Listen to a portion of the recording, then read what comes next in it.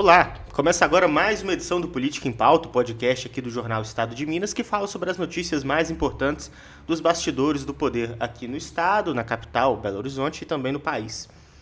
Essa é a edição do dia 18 de junho de 2025, quarta-feira pré-feriado, a gente vai falar sobre as notícias mais importantes dessa semana até aqui e também da semana passada, um período bastante movimentado aqui em Belo Horizonte, em Minas Gerais e, por que não, também no Oriente Médio.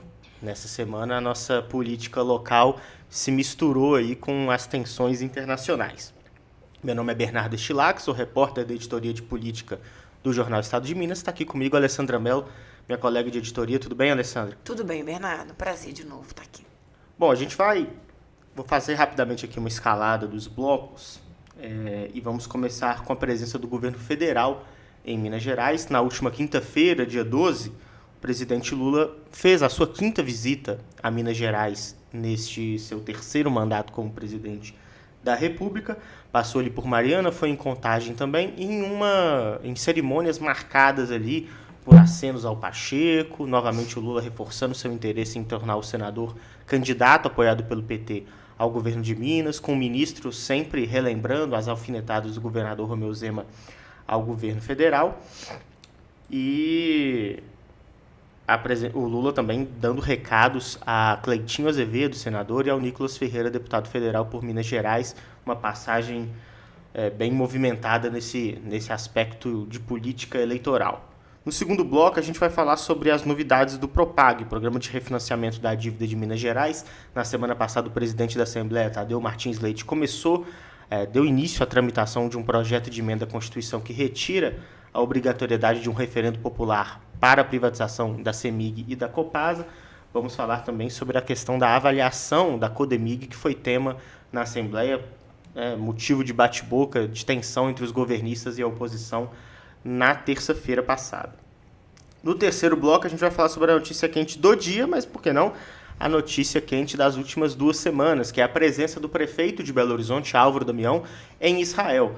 No momento que a gente grava esse programa aqui no início da tarde do dia 18, Álvaro Damião está desembarcando no aeroporto de Confins, depois de dias de bastante tensão. O prefeito precisou ficar escondido em bunkers, fugir de Israel pela fronteira com a Jordânia, para até que enfim chegar a Belo Horizonte depois das tensões, a escalada de tensões no Oriente Médio provocada pelos ataques israelenses ao Irã. Bom, sem mais delongas, vamos falar sobre o Lula aqui em Minas Gerais. Alessandra, você esteve na cerimônia do Lula, falando ali sobre o acordo de repactuação da tragédia de Mariana, mas a pauta eleitoral acabou sobressaindo, né, nessa passagem do Lula por Minas Gerais. Os ministros fizeram questão de responder em solo mineiro aos constantes ataques do governador Romeu Zema ao governo federal, e o Lula também reforçou seu interesse em tornar Pacheco candidato e mandou um recado direto a Cleitinho Azevedo e Nicolas Ferreira. Como é que foi essa passagem do Lula? Esses ânimos acirrados que a gente viu no palanque também foram percebidos por quem estava ali acompanhando os discursos do presidente e dos seus ministros? Foi uma agenda duplamente eleitoral, né? Tanto na questão da disputa pelo governo de Minas, né? O Pacheco esteve presente nas 2 cidades, tanto em Mariana quanto em Contagem. Contagem, na verdade, a agenda era até tipo uma agenda dele, né? Porque as máquinas agrícolas que foram entregues para os prefeitos do interior foram adquiridas com emenda parlamentar do senador. E ele também apareceu lá em Mariana, sempre reverenciado, sempre citado, ainda que de leve, pelos ministros. Todos tocaram no nome do Pacheco. O ministro da Secretaria-Geral da Presidência, Márcio Macedo, chegou a dizer: se anime, Pacheco, se anime a ser candidato ao governo de Minas. E o Lula também, né? Na verdade, ele respondeu ao senador Cleitinho e ao Nicolas em Contagem, mas lá em Mariana, ele também deu as suas alfinetadas, defendeu a taxação dos ricos, defendeu o acordo de Mariana, deu estocadas indiretas no governador Romeu Zema, falou sobre a questão do corte de gastos, né, que segundo ele, o que você gasta em bilhões de isenções para a população, para as empresas, para os ricos, ninguém se importa com o gasto que é feito. Um discurso que tem voltado muito para o que sempre foi o eleitorado do Lula, né? O maior eleitorado dele, né? Um eleitorado mais presente nas classes sociais, mais com rendas menores, né?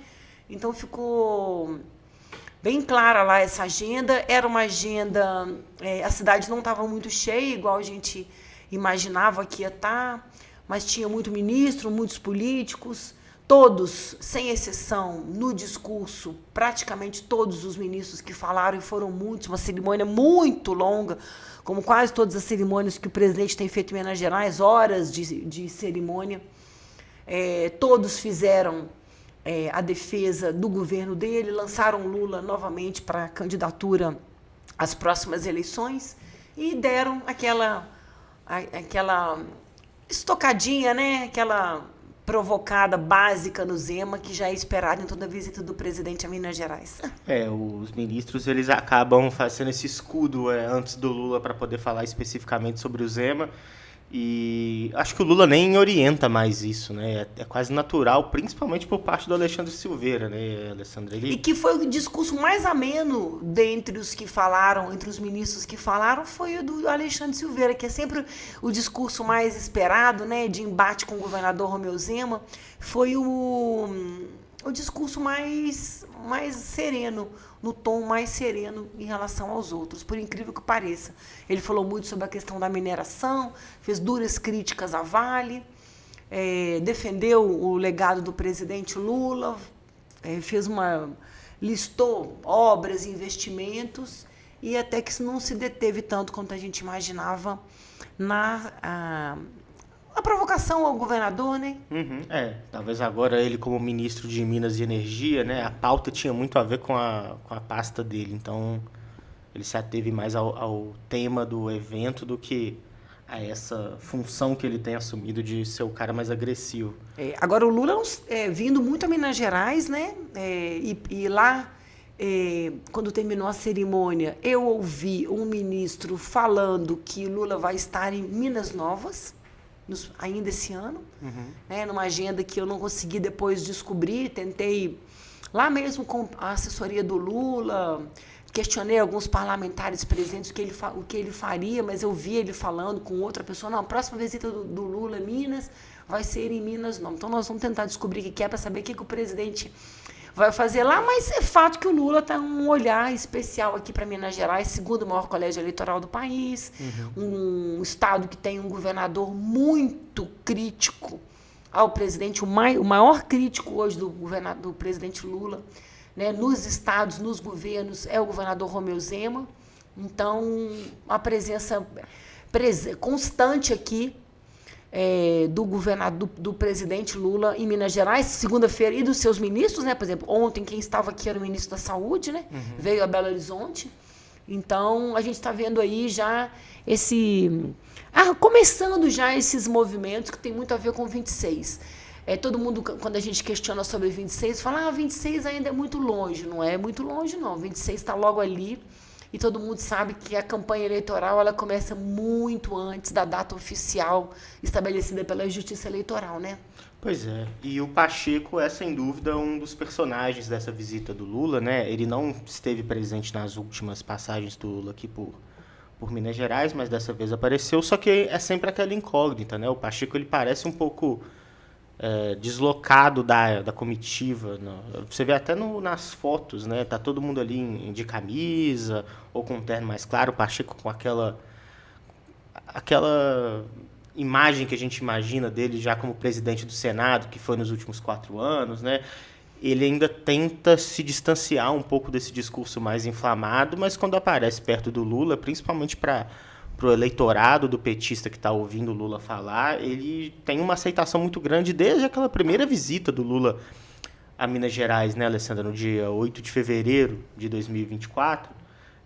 A gente já ouvia a militância petista gritar, Pacheco governador, né? Ele tem uma boa aceitação. A gente estava lá nesse dia, inclusive, eu e você, né, no Minas Centro, em que pela primeira vez eu vi um petista na primeira fila gritando: Pacheco governador, Pacheco governador. Pois é, parece que pelo menos dentro do partido, não só nos quadros, né, que tomam as decisões, mas também na militância, o nome do Pacheco é bem pacificado.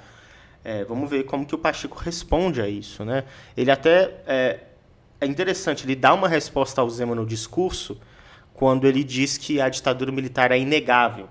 E ele cita Tancredo Neves, né, como uma das figuras mais importantes do processo de redemocratização do Brasil.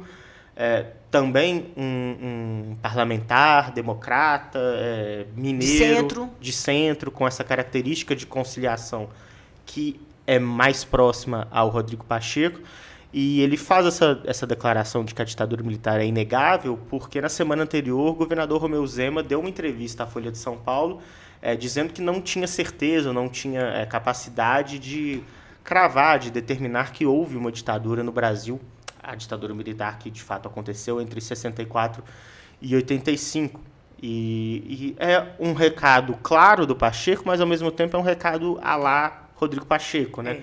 Muito polido, sem fazer uma crítica direta, ele está marcando a posição dele, mas, de novo, associando ele à imagem de uma figura como a do Tancredo Neves, de uma forma muito sóbria, né, tranquila.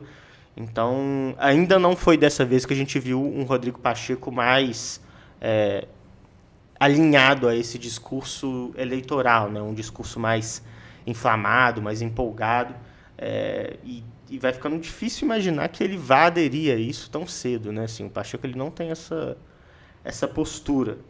Mas com o discurso cada vez mais de candidato. Sim. A fala cada vez mais de candidato. E um candidato que eu acho que... Um pré-candidato, né? Que tenta falar para o centro. Uhum. Né? Tenta falar para o centro e tenta sair um pouco. A fala dele é sempre naquela linha do que ele tem dito em outras entrevistas, né? Sair da polarização, né? Caminhar para o centro, de união, de não é hora de briga. Ele soltou uma nota na semana passada falando que não era hora de disputa envolvendo ao Propag, né? Que era hora de discutir esse programa que foi articulado por ele de solucionar a dívida mineira, né? Então ele tem sempre esse discurso que é um discurso que outros candidatos lançados começaram a adotar. Uhum. Né? A gente vai ver em 2026 a disputa pelo governo de Minas, talvez numa chave de discurso um pouco diferente da chave nacional, né? Porque até recordo a entrevista que a gente publicou no domingo, retrasado, com o vice-governador Matheus Simões. E o Matheus Simões adotou um discurso muito beligerante contra o governo federal, né? Falou várias vezes associou várias vezes o Propag a uma ideia de que o governo federal está exigindo que o Estado ceda bens do Estado, que o governo federal está roubando, nas próprias palavras do Matheus Simões, Minas Gerais por exigir a federalização de ativos como forma de amortizar a dívida. Mas no momento em que ele projeta a disputa doméstica em Minas Gerais, que Matheus Simões é o candidato apoiado pelo governador Romeu Zema para a continuidade desse projeto, que já está há 6 anos governando o Estado, mais de 6 anos, ele muda totalmente a postura, né? E ele, inclusive, falou assim, exatamente na entrevista que em Minas Gerais não tem porquê eu tentar polarizar, eu tentar ser muito agressivo, porque se o nome que o Lula quer a qualquer custo é o do Rodrigo Pacheco, que é um cara de centro, eu só tenho a perder se eu radicalizar. Então, se a gente realmente vê uma disputa entre Matheus Simões e Rodrigo Pacheco, a tendência é dos dois disputando cada vez mais o lado de mais moderado, né? De quem vai ser o nome que vai agradar o eleitor de centro. Porque não faria muito sentido para qualquer um dos dois tentar reduzir o seu eleitorado conversando com uma parcela mais radicalizada da população. Até porque à direita a gente deve ter o Cleitinho Azevedo ou talvez até o Nicolas Ferreira monopolizando muitos desses votos, né? Então vai ser uma disputa interessante, uma disputa diferente desse cenário tão dividido, né, de tantos ataques que a gente tem visto no país. E essa polarização por exemplo, essa questão da direita não vingou na capital mineira, né? Claro que a gente sabe que o estado é muito grande e muito diverso, né?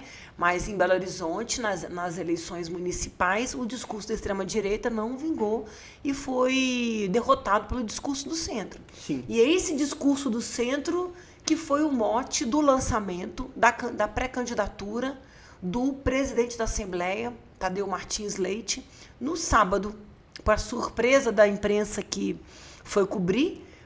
Era uma convenção do MDB, para reconduzir ao cargo o Niltinho Júnior, deputado federal Niltinho Júnior, filho do ex-governador Nilton Cardoso, que preside o PMDB mineiro. Era uma convenção só para reconduzi-lo, né, ao cargo, já pacificado, já que ele comandaria a legenda no estado por mais um mandato. E a imprensa foi surpreendida por uma série de discursos lançando o presidente da Assembleia, Tadeu Martins Leite, para o governo de Minas, com um discurso focado no centro e pelo fim da polarização. Ninguém aguenta mais a polarização, que na verdade é uma polarização que é mais praticada, acirrada pela extrema-direita, né?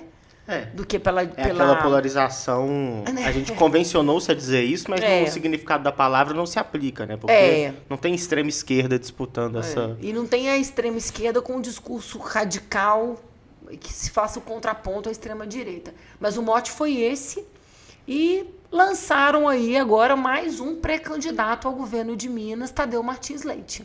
Sim, o Tadeu Martins Leite, que foi reeleito presidente da Assembleia, né, e que tem dentro da Assembleia uma atuação que condiz muito com esse discurso de evitar os ânimos acirrados, evitar um antagonismo exagerado, a disputa pela disputa, né?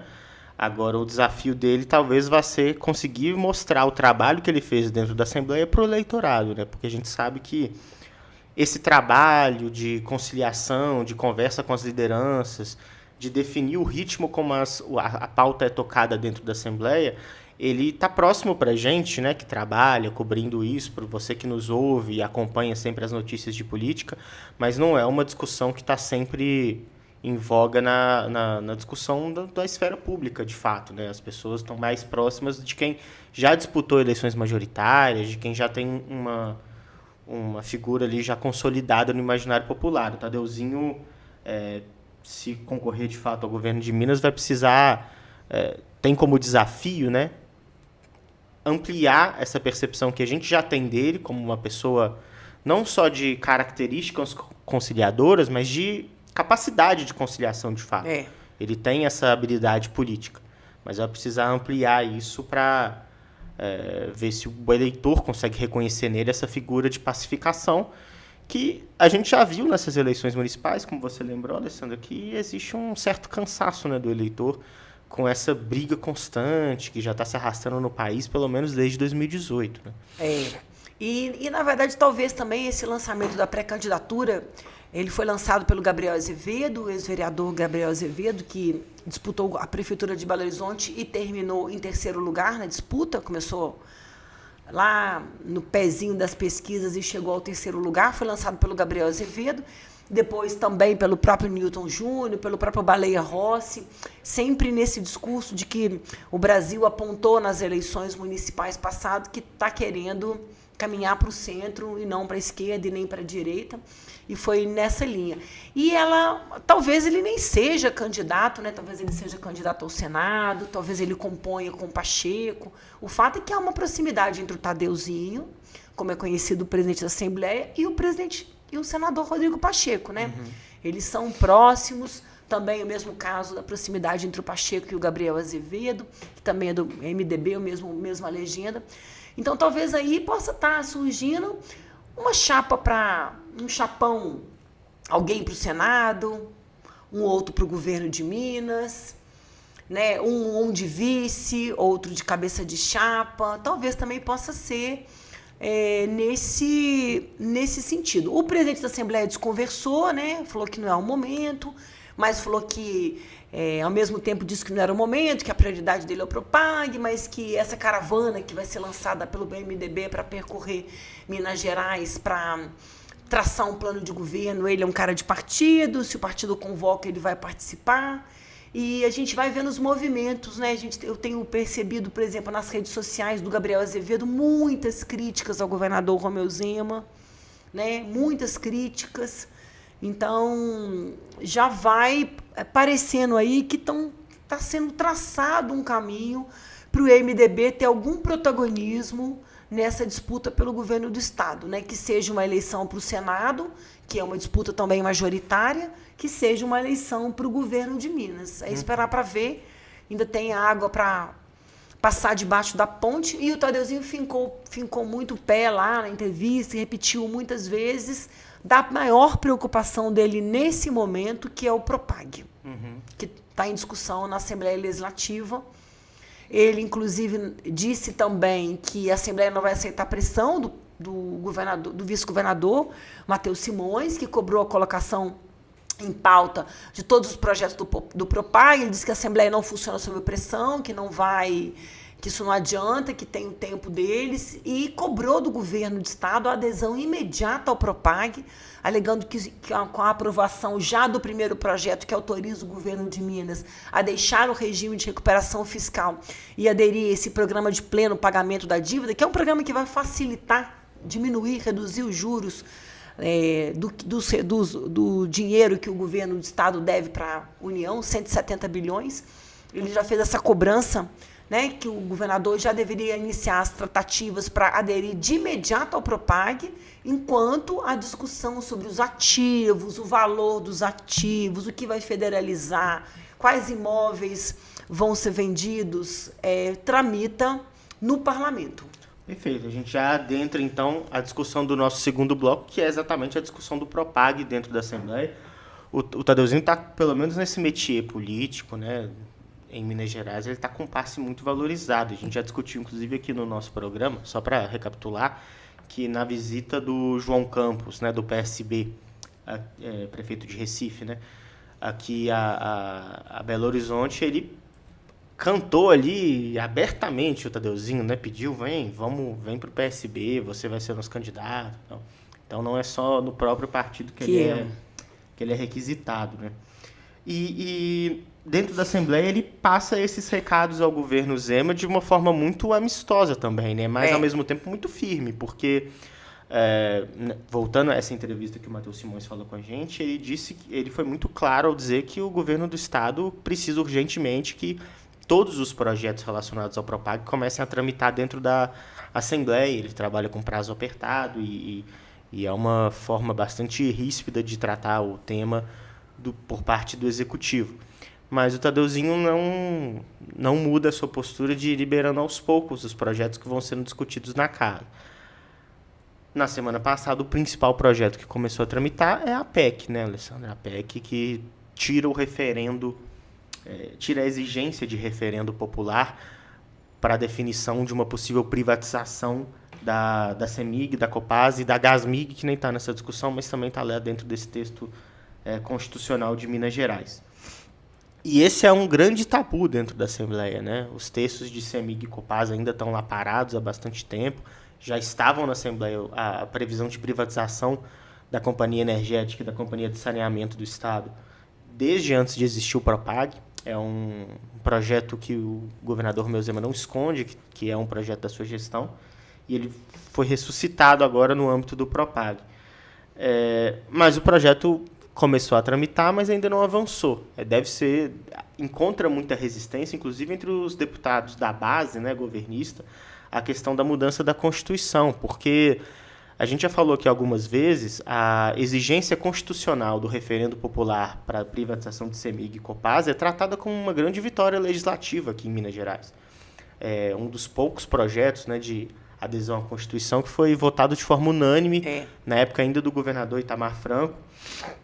Quando o pai do Tadeu Martins, do Tadeuzinho, era deputado estadual? Pois é, então existe uma memória ali nos corredores da Assembleia, lembrando de quando Itamar, que sucedeu o Eduardo Azeredo, né, que vendeu uma parte muito significativa das ações da CEMIG, determinou que para poder privatizar essas duas empresas, precisaria perguntar à população sobre eles aceitarem ou não.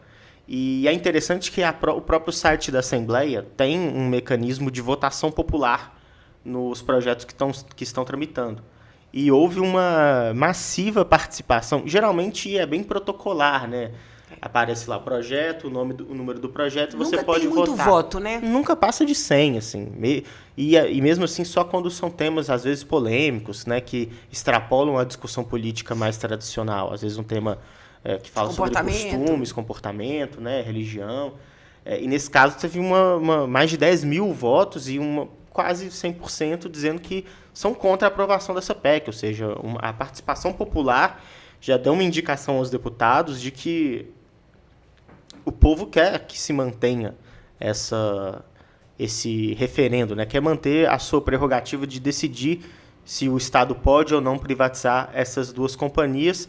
É claro que a gente está falando de um número muito pequeno em relação a todo o eleitorado de Minas Gerais, mas já é uma manifestação que torna mais difícil para o governo conseguir ter adesão mesmo dentro da própria base a votar essa PEC, né, Alessandra?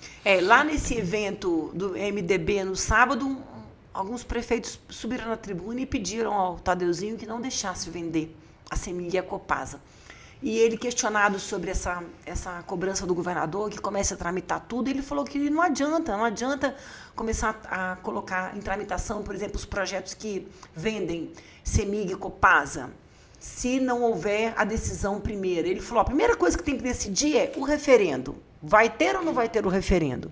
E esse é um projeto que precisa tramitar primeiro do que os outros, para saber se é possível, se os deputados vão aprovar ou não, o fim do referendo, o fim da consulta popular, para poder privatizar as estatais.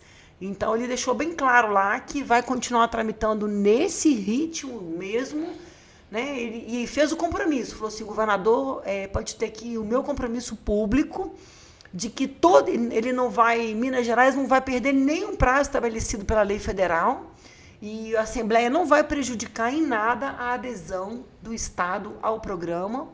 Vamos cumprir rigorosamente todos os prazos previstos. Então, ele está trabalhando nessa linha de defesa aí, desse ritmo que ele mesmo, que é a prerrogativa dele, quem faz a pauta, quem determina o que tramita. Tem um colégio de líderes, mas a palavra final mesmo é do presidente, nesse ritmo de avaliação do Propag que ele está impondo dentro do Legislativo.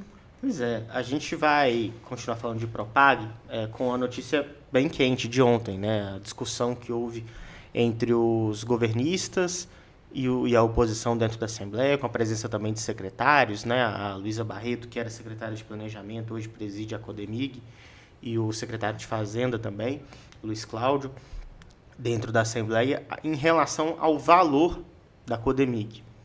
Uma discussão bastante intensa, e isso é muito importante, porque estabelecer um valor para a Codemig é o que pode destravar ou paralisar de vez a tramitação da discussão sobre as outras companhias.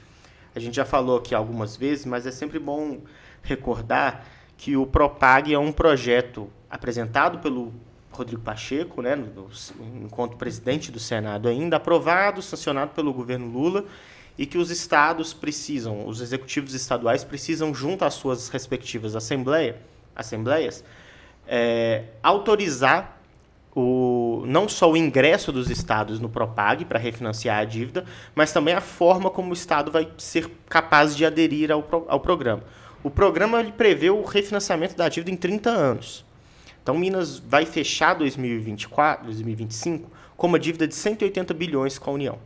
Vai pegar esse valor e dividir em 30 anos. Só que existe um juros hoje aplicado às dívidas, às parcelas da dívida, que é o IPCA, a inflação, mais 4% ao ano. O Propag ele estabelece alguns mecanismos que você vai cortando esses pontos percentuais cobrados além da inflação. Existem 2 pontos que já está um pouco quase pacificado, né, que Minas Gerais consegue reduzi-los, que são o uso da economia desse 1 ponto percentual que vai ser retirado em investimentos dentro do Estado, em educação, saneamento básico, infraestrutura, segurança pública. Então, né, para garantir que essa economia não vá para os cofres do Estado, mas e sim seja reinvestida. Outro 1 ponto percentual você reduz com a contribuição ao Fundo de Equalização para outros estados do país não saírem perdendo com isso, né? Os estados que, principalmente do Norte e do Nordeste, que não devem à União, exigiram que isso fosse colocado como uma contrapartida para que eles não saíssem perdendo nessa redução.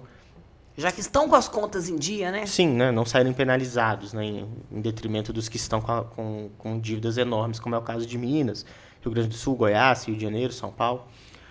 Agora, os outros 2 pontos percentuais que podem ser abatidos, eles precisam ser abatidos se o Estado conseguir amortizar o estoque da dívida em até 20% do valor. A gente está falando, então, em 32 bilhões, 34 bilhões, mais ou menos, ali, desse montante total que hoje está em 170 bi, que o Estado precisa conseguir amortizar do montante total. Como que ele pode fazer isso? A principal forma é federalizando empresas, federalizando companhias estatais. Existe dentro da Assembleia uma expectativa de que a Codemig consiga sozinha quase chegar nesses 34 bilhões ou até chegar nos 34 bilhões. Com isso, se atingiria os 20% e não precisaria discutir, por exemplo, a privatização da CEMIG, privatização da Copasa, a venda ou a federalização daquela lista gigantesca de imóveis que o governador enviou pedindo autorização para poder envolver na negociação à Assembleia.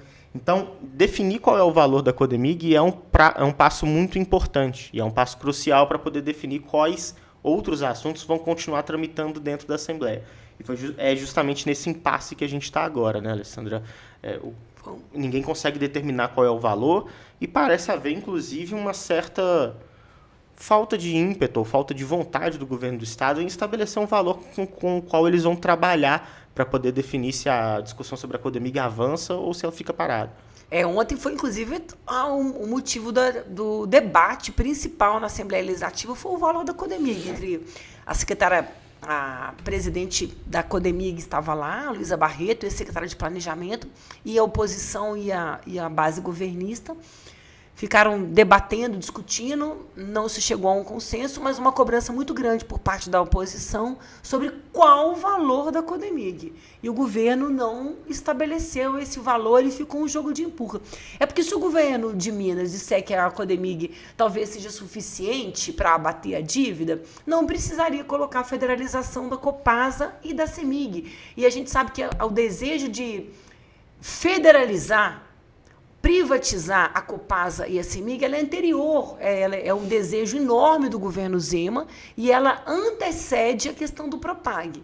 Então, a estratégia do governo em não colocar preço na Codemig tem a ver claramente com isso, porque a intenção do governo é vender a Copasa, vender a CEMIG, transformar em corporation, o que for aí, mas entregar para a iniciativa privada essas 2 estatais, ou para a União, se for o caso. Né? Mas eu acho que ele, na verdade, reside nisso. E foi ontem o motivo do embate. Né? Não terminou a audiência e não se sabe qual o valor da Codemig. O governo colocou um valor considerado muito baixo no primeiro levantamento, 8 bilhões, né? Um valor considerado baixo pela oposição em função, inclusive, da mina de nióbio que a Codemig tem, que é uma das maiores do mundo. E é uma coisa super valiosa. Então, ficou esse embate aí e não avançou em nada. Pois é, a gente já recordou aqui uma vez, mas é importante lembrar também que logo há 2 meses, né, quando Matheus Simões, vice-governador, foi à Assembleia, ele disse que caminharia de forma concomitante aos projetos em tramitação na Assembleia e uma avaliação das estatais feitas a pedido do governo do Estado. E a gente não tem tantas notícias mais sobre em que pé está essa avaliação. Chegou até a falar que ia contratar uma empresa, né, para fazer a avaliação, não chegou? Exato, que haveria a contratação de consultoria para poder fazer essa avaliação, o que é absolutamente razoável, né? Porque a gente está falando afinal de contas, de uma parte da negociação que está ali oferecendo os seus ativos. E é muito importante que você saiba o valor do que você tem para oferecer. Você quer vender alguma coisa, você tem que saber o preço que você quer vender. O preço mínimo que eu aceito é isso. Só que os capítulos posteriores dessa história mostraram que o governo de Minas, não só na figura do Romeu Zema, do Matheus Simões, do secretário Marcelo Aro, por exemplo, sempre colocando essa responsabilidade de avaliação no Ministério da Fazenda e no Banco Nacional do Desenvolvimento Econômico e Social, o BNDES. Eles não estão de todo errados em fazer essa transferência de responsabilidade, porque o próprio Propag, na regulamentação, determina que quem vai estabelecer o valor é o BNDES. E quem estabelece se o governo federal vai aceitar o repasse ou não é o Ministério da Fazenda, junto ao Tesouro Nacional também. Só que o próprio Estado poderia já trabalhar com esses números, pelo menos de uma forma preliminar, ou pelo menos de uma forma a apresentar um número ali para o Banco Nacional de Desenvolvimento Econômico e Social, fazer uma avaliação preliminar daquilo, e eles jogam agora para o BNDES o fato de que o banco provavelmente não vai conseguir apresentar um número final até o momento de adesão ao Propag, que é o dia 31 de dezembro.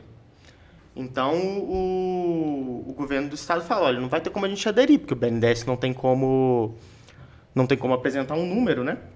Então, agora o BNDES já falou que vai junto ao Tesouro Nacional tentar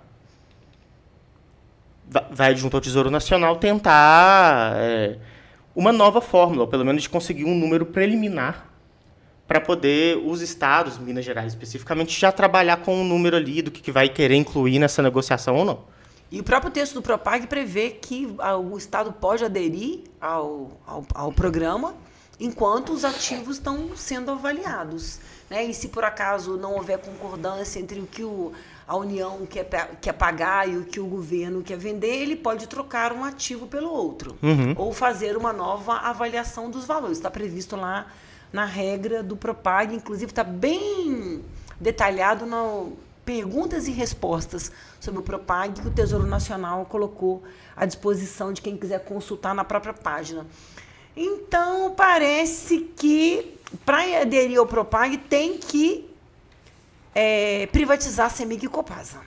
Parece que essa é uma condição que o governo Zema não fala claramente, mas ela vai cada dia ficando mais clara.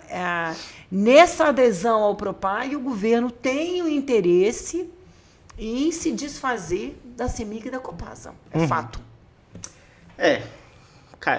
Discussões dos próximos capítulos dessa história, né, Alessandra? A gente já está falando aqui bastante tempo sobre essa questão do Propag, mas vai ser o assunto até o final do ano e, pelo jeito, até no ano que vem, né? Porque como essas avaliações vão ficar a posteriori, a gente não sabe como exatamente que vai se dar essa adesão. O governo de Minas pleiteia junto ao BNDES que tenha um espaço ali depois da adesão para poder ou retirar ativos ou incluir ativos, caso não se chegue aos 20%. Conversando, eu acho que sempre dá para poder negociar esse tipo de situação. A questão é que o governo de Minas não parece muito afeito a sentar na mesa para negociar, nem com a sua base dentro da Assembleia, muito menos com o governo federal, né? As mensagens que são passadas o tempo inteiro, tanto pelo Zema quanto pelo Matheus Simões, são sempre mensagens muito beligerantes, muito agressivas contra o governo federal. Essa entrevista que o Matheus Simões concedeu a gente, né, no estado de Minas, então, ele sobe muito o tom, né? Diz, por que o governo está me roubando, né? Eu estou sendo violentado publicamente pelo governo federal. Então, é difícil de imaginar que exista uma predisposição à negociação. É um programa que foi feito basicamente para Minas Gerais, né? E vale lembrar que o Matheus Simões está em Brasília, né? No momento que a gente grava, o Romeu Zema está em viagem internacional para a China e o Matheus Simões está em Brasília para poder discutir os vetos do presidente Lula ao Propag. Esses vetos entraram na pauta do Senado ontem, acabaram não sendo votados. A expectativa é que eles ainda sejam votados hoje, mas diante do feriado, né, é capaz de que não seja decidido nada em Brasília sobre esses vetos ao Propag, que exigem, obviamente, uma articulação de Minas Gerais com outras bancadas, né, com outros partidos, com bancadas de outros estados. Minas Gerais colocou esses vetos como muito importantes para o estado, mas eles, na verdade, são mais preponderantes para adesão ao Propag para o Rio de Janeiro, para o Rio Grande do Sul, para Goiás, do que para Minas, né? Porque esses outros estados dependem das situações vetadas pelo governo federal, de fato, né? O uso do Fundo Nacional de Desenvolvimento Regional, por exemplo, na hora de amortizar a dívida. Minas, como tem tantos ativos, a gente já falou aqui de Codemig, CEMIG e Copasa, não precisa tanto desses vetos, da queda desses vetos. Mas, de qualquer forma, está trabalhando lá em Brasília para poder tentar fazer com que essas decisões do governo Lula caiam. Seria até uma vitória simbólica importante, né? O projeto de adesão de Goiás ao Propag é um único projeto. Ele não é feito aqui em Minas Gerais, são 13 projetos de adesão do Estado ao Propag. O projeto de Goiás é um único projeto que engloba tudo e também não tem essa entrega de ativos, né? Pois é, então é mais simples, a tramitação é mais simples porque não existe, e também acredito que não exista na Constituição de Goiás essa trava que existe na Constituição Mineira de só poder privatizar. Eu acho que deve ser só no estado de Minas Gerais mesmo, essa trava para privatização. Minas Gerais tem muitas especificidades, várias delas foram atendidas já no texto do Propag, né? Essa questão de usar os ativos. Todo mundo que acompanhou a confecção, né, a costura para o Propag diz que esse mecanismo de redução dos juros ele só existe porque Minas Gerais está na discussão. Porque os outros estados não têm ativos suficientes para poder amortizar um percentual tão alto do valor devido, né? Então, é muito provável que os outros estados que façam a adesão ao Propag, e eles vão fazer porque o Propag é de fato uma forma de conseguir pagar a dívida, diferente do que é o regime de recuperação fiscal, eles vão aderir e vão conseguir refinanciar a dívida em 30 anos, mas é improvável que eles consigam zerar os pontos percentuais cobrados de juros acima da inflação. Eles devem conseguir retirar aqueles 2%, né, com o aporte ao fundo, com o uso de investimentos, mas não vão tirar os 2 pontos percentuais relativos à amortização da dívida, porque não vão ter recursos para poder pagar esse valor da dívida. Enfim, já falamos muito de Propag aqui no programa hoje. Vamos para o terceiro bloco, para o assunto mais quente. No momento que a gente grava aqui, estou recebendo aqui as notícias no celular, Álvaro Damião está desembarcando em Confins, vai dar uma entrevista coletiva por lá. Está sendo recebido também por professores da rede municipal de educação que estão em protesto pela recomposição salarial contra a prefeitura. É um retorno que, com essa imagem, né, ele vai ser recebido também pelos secretários dentro da prefeitura. A previsão é que agora às 3h30, mais ou menos, ele seja recebido. A gente ainda não sabe se vai ter uma reunião do secretariado ou se vai ser só uma recepção ali, né, para poder dar as boas-vindas ao prefeito que passou por um momento complicado, um aperto em Israel. Mas já é uma recepção que, com os professores o esperando já no aeroporto, que traz o prefeito de volta à vida real, né, Alessandro? Ele ficou 15 dias aí, mais ou menos, em suspensão da realidade, porque estava realmente vivendo em meio ao conflito mais sangrento, mais problemático, inclusive diplomaticamente, que a gente tem no mundo hoje. E aí ele foi para Israel domingo passado, Dia 8, né? Dia 8. E logo na quarta-feira, Israel bombardeou o Irã e deflagrou mais uma zona de conflito lá dentro. E ele ficou preso, né? Não pôde sair. Ficou numa cidade a 20 quilômetros de Tel Aviv, que é uma metrópole israelense, é um centro econômico israelense. Ficou a 20 quilômetros. Ele deu várias entrevistas, mostrou o bunker, contou a situação. Ele disse que ele estava num hotel, ele ficou num alojamento, e embaixo desse alojamento tinha esse bunker. Quando as sirenes tocavam, chegava um alarme também no telefone celular, e todo mundo tinha que juntar, pegar roupa, que fosse telefone celular, carregador, e correr para se abrigar no subterrâneo, para evitar as bombas. Sexta-feira, teve muita bomba, míssil, né, na cidade de Tel Aviv, pertinho de onde ele estava, e ele acabou conseguindo sair de uma maneira que eu achei assim, tudo muito inusitado, né? Ele saiu de Israel pela Jordânia e veio para o Brasil num avião fretado pelo pai, um deputado federal, cujo pai, prefeito de João Pessoa... Isso, na Paraíba. Prefeito de João Pessoa estava... Os dois do PP da Paraíba. Estava lá. Então, o deputado saiu do Brasil no sábado, nesse avião, e foi lá resgatar o pai dele, e, de quebra, trouxe mais 12 prefeitos. Teve um ruído aí na nota do Itamaraty, sobre se o Itamaraty, o Ministério das Relações Exteriores, participou ou não. Mas o fato é que é muito estranho, né? O prefeito chegar num país, Israel manter esse convite, né, para o prefeito, são 41 autoridades brasileiras que estavam em Israel. Foram 2 missões, duas missões a convite de Israel, para conhecer uma feira, participar de uma feira onde seriam apresentadas questões de tecnologia na área da segurança, da agricultura. Então, convidaram. Então, foi 2 missões brasileiras que chegaram lá, 41 pessoas. E eu fiquei imaginando que o governo de Israel não resolveu atacar o Irã de uma hora para outra. Na melhor então, das por que hipóteses, que não né? tirou essa comitiva antes? Na melhor das hipóteses, né, a gente pode entender que existe um descompasso entre a parte diplomática de Israel, que lida com essas autoridades, e a parte militar, que lida com a decisão sobre esses ataques.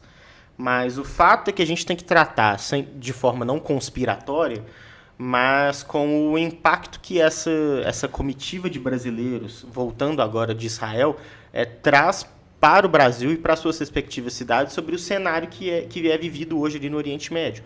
Porque todos os vídeos que o Álvaro Damião gravou e toda essa situação de tensão estão colocados num pano de fundo de que Israel está sofrendo ataques. A gente ouviu até o governador Romeu Zema dizer que, prestando solidariedade a Israel, lembrando que Israel cedeu profissionais no momento da tragédia de Brumadinho, aqui em Minas Gerais, né, para poder ajudar com o resgate, e dizendo que o país está sofrendo ataques covardes, né? Ele usa essa expressão. Só que a gente está vendo o que está acontecendo no mundo, e Israel já está há vários meses realizando ataques sistemáticos à faixa de Gaza, né, à Palestina, com mortes de dezenas de milhares de civis, e Israel atacou o Irã, sob o pretexto de evitar que o programa nuclear do país, ali no país persa, avançasse. Então, foi uma contraofensiva iraniana em relação aos ataques que começaram de Israel, mas a imagem que a gente tem aqui em Belo Horizonte é do prefeito voltando de um país que está sendo bombardeado, de um país que está sendo atacado. Então, o fato objetivo é de que existe para o governo de Israel uma certa venda dessa imagem de que está havendo um conflito que afeta a vida dentro do país, né? Num momento muito complicado diplomaticamente para o país que é governado pelo Benjamin Netanyahu, porque há, de fato, muitas críticas à forma como Israel tem se comportado belicamente, primeiro contra a Palestina e agora contra o Irã. Então, nessa situação toda, que agora que a gente pode dizer que teve um desfecho tranquilo, feliz, o prefeito está de volta junto com seu secretário de segurança à capital mineira, foi uma grande atrapalhada, né? Assim, uma sucessão de decisões que, na minha opinião, foram muito mal tomadas, ou pelo menos mal pensadas, né? Por que o prefeito de Belo Horizonte foi fazer no país em guerra, né? E o Ministério das Relações Exteriores disse que alertou, né, todas as comitivas que elas não deveriam ir. Aliás, tem um alerta de que ninguém deve se deslocar do Brasil para Israel, né? E tem essa questão também, né? Porque um alerta diplomático, né? E houve um trabalho ali de desdobramento do Itamaraty para poder conseguir tirar essas autoridades brasileiras via Jordânia, né? E a primeira forma de resposta a eles foi desmentindo o Itamaraty, dizendo que eles não foram desencorajados a fazer essa viagem, né? Então fica muito estranho também. Houve um ruído com o Itamaraty que não ficou bem explicado até agora, né? Quando o prefeito Damião agradeceu lá mesmo em Israel ao auxílio do presidente Lula, nas tratativas para libertar, para repatriar essas pessoas. Ele fez um agradecimento de lá, de Israel. Depois, ele deu uma entrevista e disse que estava na véspera do dia que ele deixou Israel em direção à Jordânia. Ele disse que iria se reunir com o Exército e, na sequência, com o Itamaraty, né, o Ministério das Relações Exteriores, para tratar. Depois ele desapareceu, o prefeito, ninguém deu mais entrevista, a assessoria dele não informou nada, ele não respondeu pedido de informação que a imprensa passou pelo WhatsApp, nada. E, segunda de manhã, a notícia, dada em primeira mão pelo senador Carlos Viana, de que eles sairiam por lá. E o Itamaraty parece que soltou uma nota dizendo que a operação não contou com o apoio dele. Depois o Itamaraty editou a própria nota e colocou lá que as tratativas foram feitas pelo próprio ministro, diretamente com a expressão que o Itamaraty usa com o seu homólogo, o mesmo cargo, né, o mesmo status em Israel, que é o ministro também das Relações Exteriores de Israel, que ele e o ministro brasileiro estavam em tratativas diretas com Israel para conseguir essa libertação, essa repatriação, perdão. Então ficou meio um ruído aí, meio uma coisa mal explicada, mas eu acho que é fato que o Ministério das Relações Exteriores agiu, talvez com alguma dificuldade em função das relações estremecidas. O senador Carlos Viana falou isso, né? que eles tiveram que entrar na parada, a frente parlamentar Brasil e Israel teve que entrar na parada e fazer uma gestão junto ao governo israelense e também junto ao parlamento israelense, em função das críticas que o governo Lula faz ao país, aos ataques, à guerra contra a Palestina. O Lula ali diz textualmente, né, que está acontecendo um genocídio na faixa de Gaza, né? Isso certamente não ajuda nas negociações diplomáticas. Então, mas voltou o prefeito, chegou aí agora escapou dessa situação que, com certeza, ele, pelos relatos dele, é uma situação tensa, não tem dúvida. Do ponto de vista humano, assim, né, do prefeito, da família dele que estava aqui, certamente deve ter sido dias muito complicados. Né? E esse deslocamento, acredito eu, por terra de Israel, a cidade que o prefeito estava não era muito distante da fronteira com a Jordânia. Ele disse isso.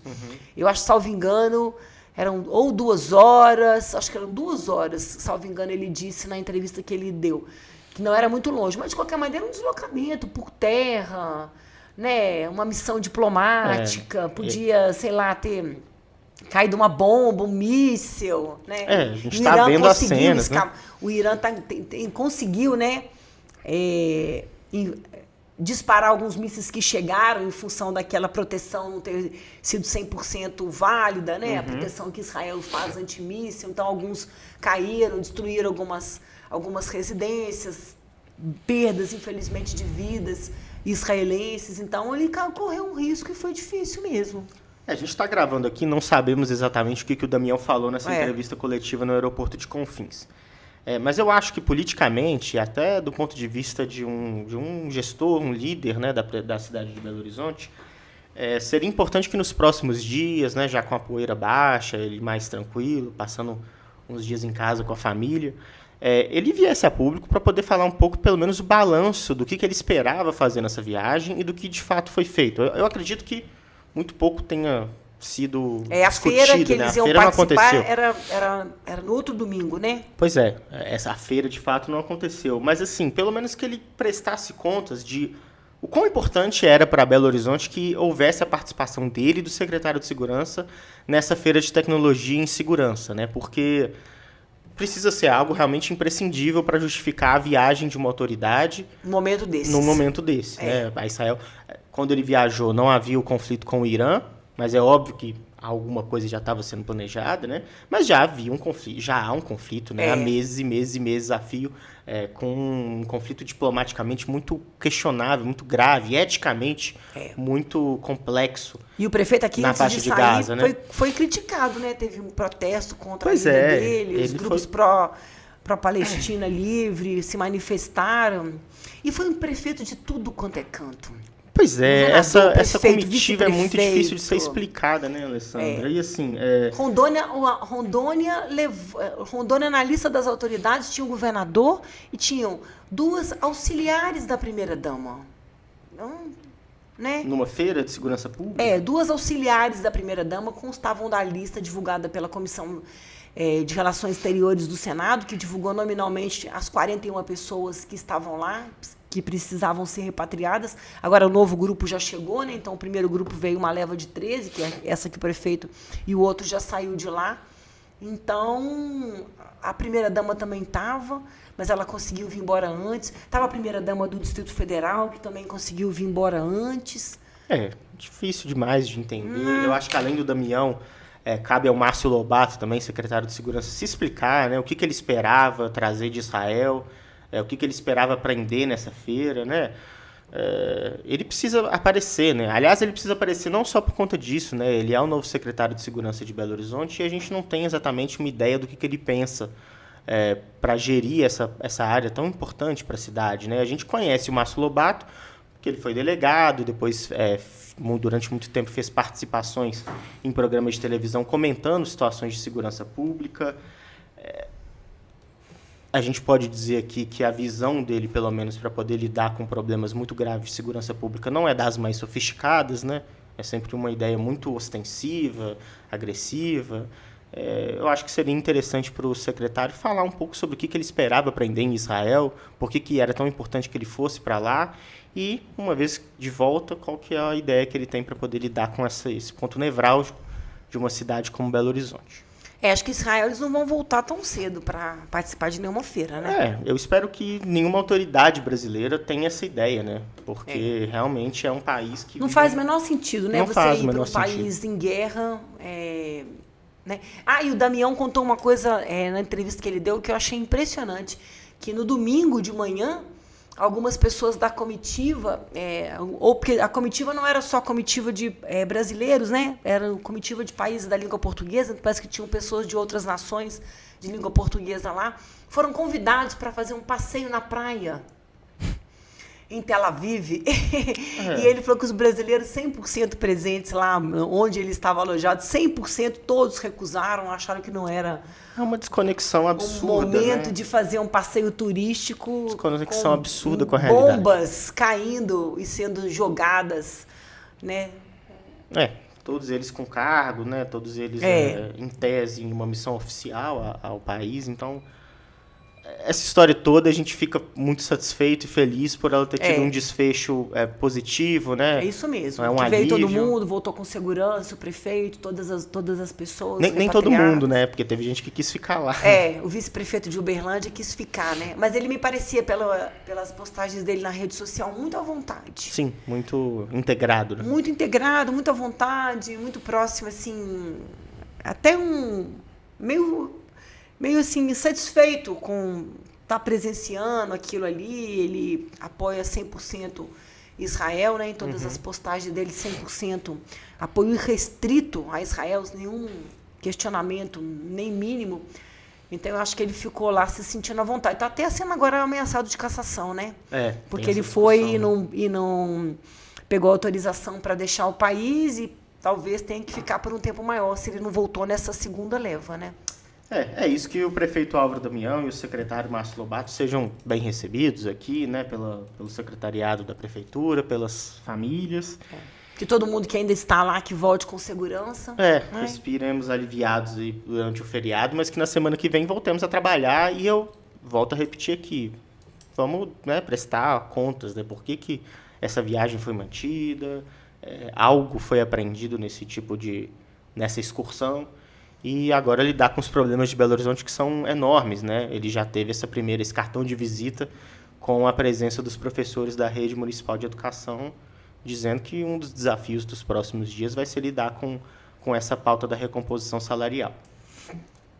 É isso. É isso, né, Alessandro? Falamos bastante. Lula em Minas Gerais, falamos sobre o Propag, a dívida de Minas Gerais, que é sempre tema aqui no Política em Pauta, e falamos também sobre o retorno de Álvaro Damião a Belo Horizonte. O Política em Pauta fica aqui, você acompanha a gente em vídeo pelo canal do YouTube do Portal UAI e também no seu agregador de podcasts favoritos. As notícias mais importantes é a atualização sempre em tempo real sobre o que está acontecendo aqui em BH, Minas Gerais e no Brasil, você acompanha no am.com.br. Um abraço e até a próxima. Em té.